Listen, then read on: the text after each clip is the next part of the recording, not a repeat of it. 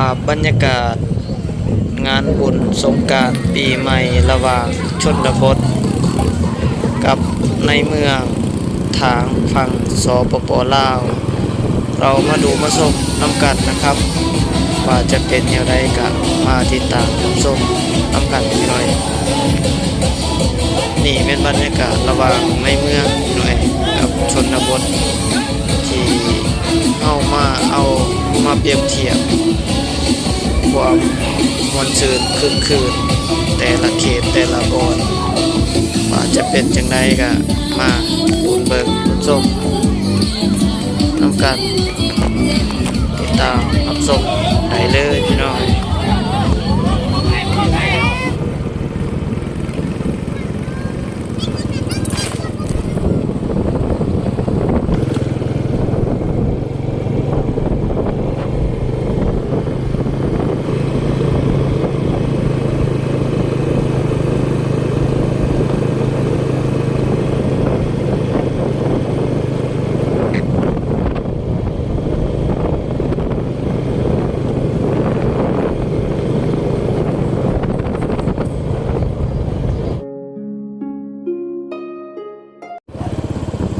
กับสบายดีพ่อแม่พี่น้อง FC เมื่อสุขคนพี่น้องมื้อนี้ก็น้อยบาลาไตก็ได้เก็บภาพบรรยากาศมื้อสุดท้ายของการสงกรานต์เด้อพี่น้องตอนนี้เป็นบรรยากาศสงกรานต์ปีใหม่อยู่เขตชนบทสปป.ลาวพี่น้องก็เป็นมื้อสุดท้ายของการเล่นสงกรานต์ปีใหม่2025เด้อท่านสมัย2025ตามสมัยนี่แม่นภาพบรรยากาศพ่อแม่พี่น้องเด็กๆน้อยๆพี่น้องเขาเจ้าได้เล่นอยู่เขตชนบทท่านสมัยก็มีบ่หลายพี่น้องบรรยากาศยามค่ำอันเดิมพี่น้องบรรยากาศยามค่ำตามสมัยก็มีอ้ายน้องพ่อแม่พี่น้องประชาชนเขตนี้พี่น้องเขาเจ้าการเล่นบ่หลายตามสมัยก็บางครัวเขาเจ้าการเล่นบางครัวเขาเจ้าก็บ่เล่นนั่นแหละตามสมัยนี่ทางนี้น่าจะแม่นกินเหล้าไห้ในทางสมัยพุ่นกินเหล้าไห้ทางสมัยก็เฮือนชาติบ้านซองพ่อแม่พี่น้องอยู่เขตนี้ก็มิดเงียบแน่จักหน่อยพี่น้อยก็น่าจะแม่นหมดงบในการกินดื่มหรือว่าการฉลองทางสมัยเพราะว่า3มื้อที่ทางสมัยมื้อนี้ก็เป็นมื้อสุดท้ายของการสิ้นบุญปีใหม่หรือว่าในการเล่นบุญสงกรานต์ปีใหม่สากลทางสมัยปีใหม่ลาวพี่น้องก็รถเจ้าก็เล่นแน่น่าจะแม่นเมื่อยเลยพี่น้องเพราะว่าหน่อยบาลาไตก็มาตอนค่ำพี่น้อยมาตอนค่ำก็เลยเขาเจ้าก็น่าจะพักผ่อนจะเศร้า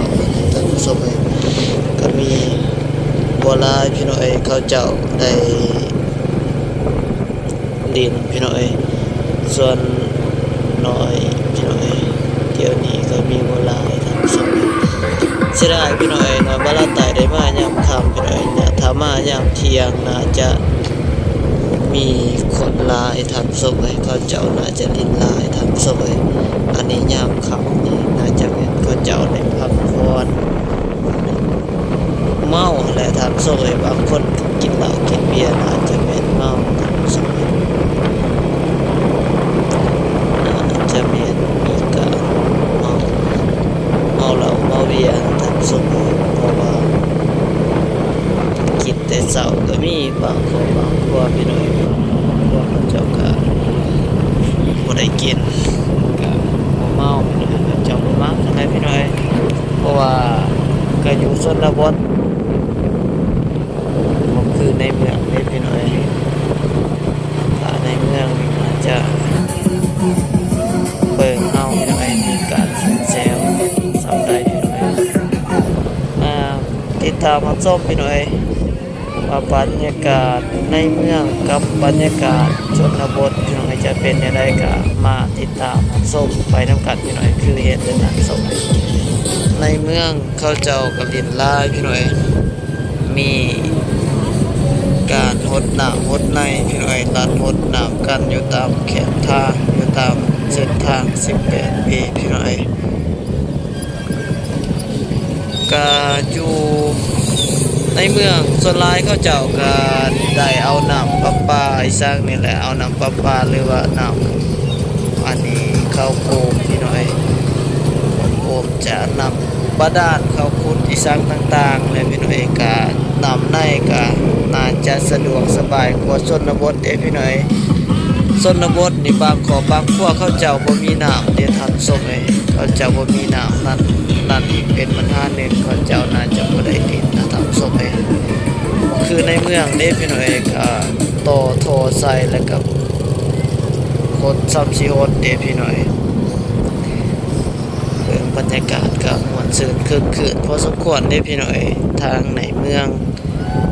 เขตตัวเมืองไซเสถาเด้อพี่น้อยเมืองไซเสถาว่าเราไต่ก็ได้ถือโอกาสเก็บภาพบรรยากาศยามค่ำยามกลางคืนพี่น้อยยามแลงครับสมัยเพราะว่า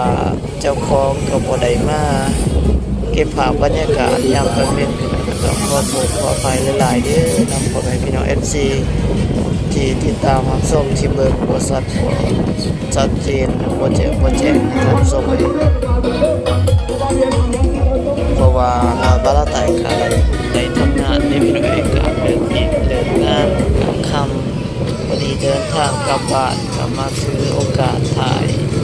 ภาพบรรยากาศตามเส้นทางของการดินปีมงคลปีใหม่2025พี่น้อยเป็นจะได้ก็มาเบิ่งมาชมพี่น้อยถ้าวันใดขาดตกบกพร่องก็ต้องขอโทษขออภัยหลายๆเด้อพี่น้องและก็มีพลาดการใดก็ต้องขออภัยด้วยพี่น้อยมาเบิ่งมาชมแล้วก็พี่น้อยมีรถแล่นตามเส้นทางก็หลายพี่น้อยในเมืองก็คือชนบทเด้อพี่น้อยก็มีบ่หลายพี่น้อยก็คือที่เฮาเห็นผ่านมาพี่น้อยกับพ่อแม่พี่น้องประชาชนเขตนอกเขาเจ้าก็คอยได้เห็นบางคนบางพวกเขาเจ้ากินอยู่เดือดกองไผ่ลาวพี่น้อยอันนี้เขาเจ้าก็มาสุกมาแซวมาลัดรถหน้ารถได้แสนสาวผู้บ่าวผู้แก้วพี่น้อยก็มาทาแป้งมาอันนั้นบดหนักพี่น้อยเมื่อวันที่กันพี่น้อยก็อยากเป็นตาอยากเห็นน้ำนี่พี่น้อยบรรยากาศแบบนี้กับปีหนึ่งมีเทื่อหนึ่งเด้พี่น้อย3 มื้อเท่านั้นพี่น้อยสงกรานต์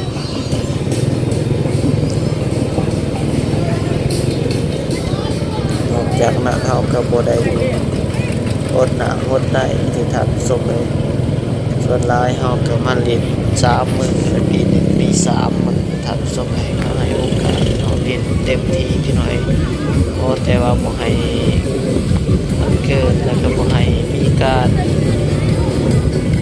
แต่ว่าเสื่อมเสียของ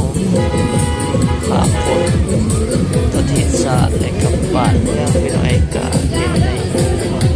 สัพพอดีของงามทันสมัยนี่แหละตอนนี้นอนบาลาไต่อยู่ที่เมืองไซเซนทาพี่น้อยกันลังขาพี่น้อยรถติดทางไปบ่ได้รถใหญ่ทันสมัยทางหลังก็เต็มรถทางหน้าก็เต็ม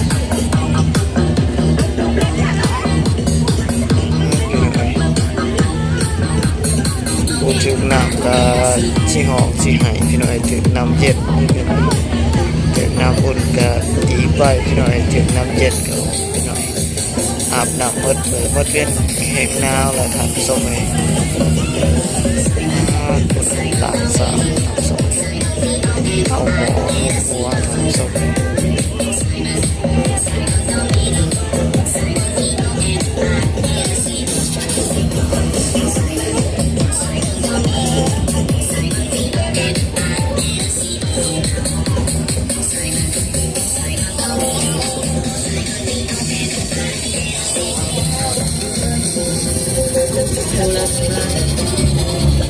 sai cũng ra rồi nước mắt tôi rất nhiều rồi cay đắng cũng nên đủ rồi tại sao anh thương trái tim tôi biết bao hạnh phúc tôi sao không nghe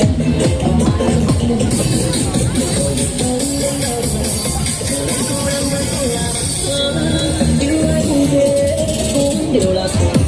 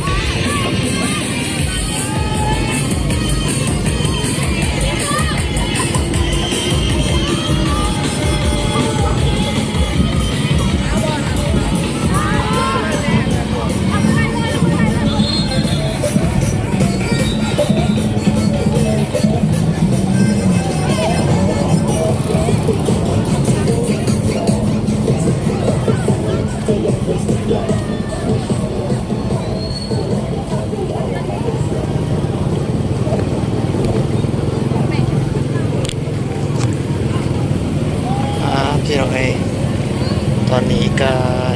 เริ่มสิสิ้นสุดลงพี่น้อยก็ลดน้อยถอยลงเลยพี่น้อยคนก็น่าจะแม่นสิ้นสุดลงเพียงเท่านี้เลยพี่น้อยคนที่รับรถน้ำหรือว่ารับนั่นน่ะสาดน้ำใส่พี่น้อยมีบ่หลายเลยมันทำส่งก็บางลงทำส่งตอนเมื่อกี้นี่ก็รถติดกันพี่น้อยแย่กันพี่ลึกพี่น้อยจนสิไปบ่ได้ถามส้มเอ้ยพี่น้อยสำหรับคลิปนี้ก็ขอสิ้นสุดลงเพียงเท่านี้เด้อพี่น้อยขออวยใส่ให้พร FC ได้มาสุขผู้สุขคนทางภายในและต่างประเทศพี่น้อยจงมีสุขภาพเข้มแข็งแข็งแรงเด้อครับพี่น้อยอุ่นปีใหม่ขอให้ได้สิ่งดีๆใหม่ๆพี่น้อยเข้ามาในชีวิตสิ่งที่บ่ได้ก็ขอให้ได้เข้ามาพี่น้อยสิ่งดีๆงามๆขอเฮาเข้าสู่มัดสุขผู้สุข